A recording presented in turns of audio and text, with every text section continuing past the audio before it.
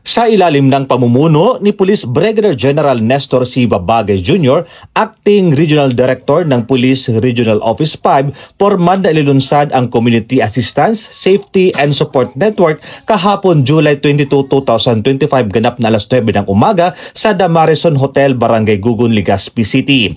Dumalo sa naturang aktibidad si Police Lieutenant General Edgar Alan Ocobo, Deputy Chief for Operations ng Philippine National Police bilang kinatawan ni Police General Nicolas Torre III, Chief PNP.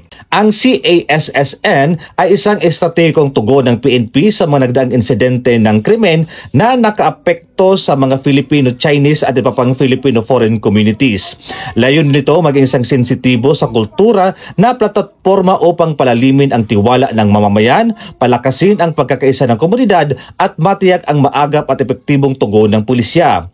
Alinsunod sa community active approach ng PNP, pinagsama-sama sa programang ito ang masiglang pangangalaga ng komunidad at pabilis na aksyon ng kapulisan para sa kapakanan ng publiko.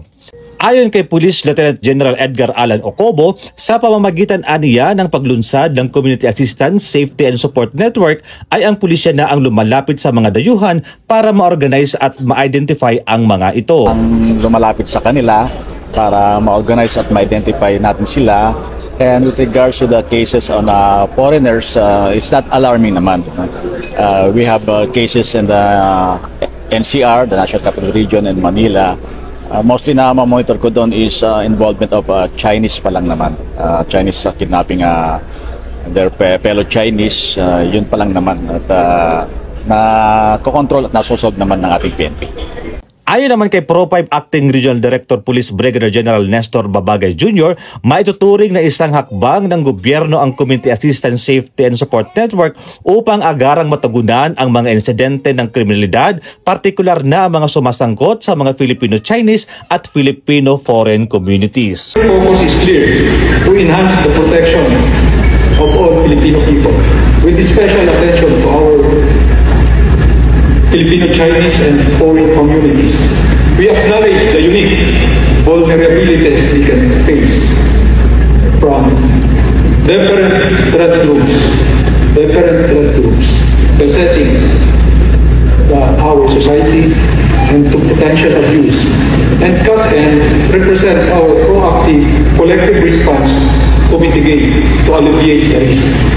Our communities across Bicol, let this be our unwavering assurance. The Philippine National Police remains steadfast in its commitment to promote the safety and security of every group and sector.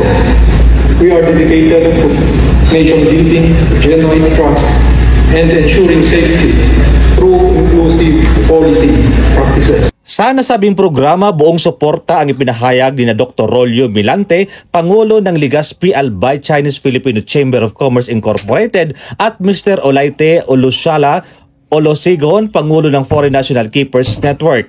Binigyan diin nila ang kahalagahan ng pagkakaisa, pagtutulungan at bukas na komunikasyon sa pagpapatibay ng ugnayan ng pulisya at ng komunidad na kanilang pinaglilingkuran. Nilalaw rin nilang mahalaga ang mga ganitong inisyatibo upang mapalago ang tiwala at mapanatili ang kaligtasan ng mga multicultural na sektor sa rehiyon.